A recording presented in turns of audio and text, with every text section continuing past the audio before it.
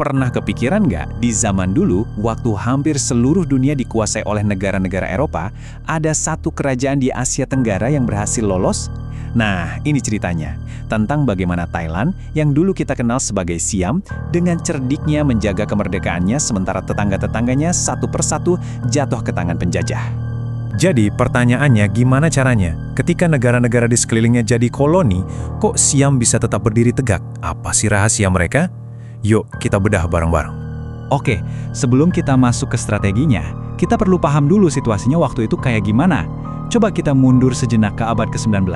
Sebuah era di mana peta dunia itu lagi digambar ulang, seringkali dengan paksa. Coba deh bayangin peta Asia Tenggara saat itu. Indonesia di bawah Belanda, Vietnam, Prancis, Burma, Inggris. Nah, persis di tengah-tengah kepungan itu ada Siam, sebuah pulau kemerdekaan di lautan kolonialisme. Dan ini sama sekali bukan kebetulan. Selama ini kan musuh bebuyutan Siam itu ya tetangganya sendiri, Burma. Konfliknya sengit, tapi mereka udah saling kenal lah. Tapi di abad ke-19 tiba-tiba muncul pemain baru. Ancamannya bukan lagi dari seberang berbatasan, tapi dari seberang autan. Datang dengan kapal uap raksasa dan meriam yang teknologinya beda level. Aturan mainnya berubah total. Nah, menghadapi monster baru ini, Siam sadar mereka nggak bisa adu jotos. Jadi, mereka pakai senjata lain yang jauh lebih tajam dan lebih licin. Diplomasi. Ini nih momen krusialnya. Waktu Inggris dengan begitu mudahnya menaklukkan Burma, musuh abadi Siam, Raja Rama III langsung ngeh. Dia sadar melawan kekuatan sebesar ini pakai senjata itu sama aja bunuh diri. Jadi pilihannya cuma dua, lawan dan hancur, atau pakai otak, bernegosiasi, dan bertahan hidup. Dan mereka gerak cepat banget loh. Dimulai dari perjanjian Berne, buka pintu sedikit demi sedikit. Terus, bikin gebrakan bersejarah dengan Amerika, jadi negara Asia pertama yang punya hubungan formal sama Amerika Serikat. Puncaknya, perjanjian Boeing. Walaupun syaratnya berat, perjanjian ini berhasil menjinakkan Inggris dan mencegah invasi yang sudah di depan mata. Saking cerdiknya, bahkan diplomat Inggris sendiri angkat topi. Sir John Bowring yang negosiasi perjanjian itu sampai bilang kalau Raja Rama IV itu penguasa yang luar biasa bijaksana. Kenapa? Karena rajanya sadar, lebih baik kompromi yang pahit daripada hancur lebur. Ini bukan soal lemah, ini soal strategi bertahan hidup tingkat tinggi. Tapi diplomasi aja nggak cukup. Siam tahu mereka juga harus berbenah dari dalam. Mereka harus berubah biar negara-negara barat melihat mereka sebagai negara yang setara, bukan negara yang bisa seenaknya diatur. Disinilah muncul seorang raja yang visioner banget, Raja Chulalongkorn atau Ramave. Beliau ini keliling dunia, ke Singapura, India, sampai ke Eropa. Dan dari perjalanannya, ia dapat satu pelajaran penting. Kalau mau dihormati dan gak dijajah, Siam harus jadi modern. Harus bisa main dengan aturan barat, sebelum barat yang maksa aturannya ke mereka. Nah, buat jadi modern, ada satu PR besar, bongkar sistem lama. Dulu itu ada yang namanya sistem Mandala. Gampangnya gini, kekuasaan raja itu nggak terpusat. Penguasa-penguasa daerah punya otonomi sendiri. Di mata orang Eropa, ini kelihatan berantakan, nggak solid. Dan kelemahan kayak gini itu ibarat undangan terbuka buat mereka masuk dan membereskan. Jadi, yang dilakukan Raja Rama V itu adalah sebuah revolusi dari atas. Dia memusatkan kekuasaan, menghapus perbudakan, membangun militer modern yang setia pada negara, bukan lagi pada penguasa lokal. Dia juga membangun infrastruktur penting, kayak jalur kereta api, bikin sistem pajak nasional, dan mendirikan sekolah-sekolah. Intinya, dia mendesain ulang Siam jadi negara yang modern, yang penampakannya mirip negara Eropa. Tapi, dari semua strategi hebat itu, ada satu lagi yang paling cerdik, sekaligus paling menyakitkan.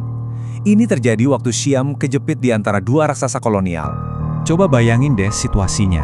Di sebelah barat ada Burma yang dikuasai Inggris, di timur ada Indochina yang dikuasai Prancis, Siam ada persis di tengah-tengah.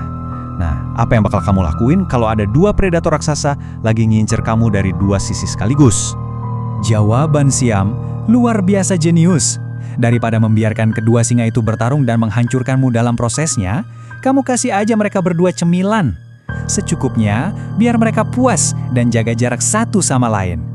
Ini adalah pengorbanan demi kelangsungan hidup, sebuah permainan catur geopolitik yang taruhannya adalah kedaulatan negara. Dan ini adalah keputusan yang pasti pahit banget. Raja Rama V harus rela menyerahkan wilayah-wilayah yang secara historis ada di bawah pengaruh Siam. Ke Prancis, dia lepasin klaim atas Laos dan sebagian Kamboja.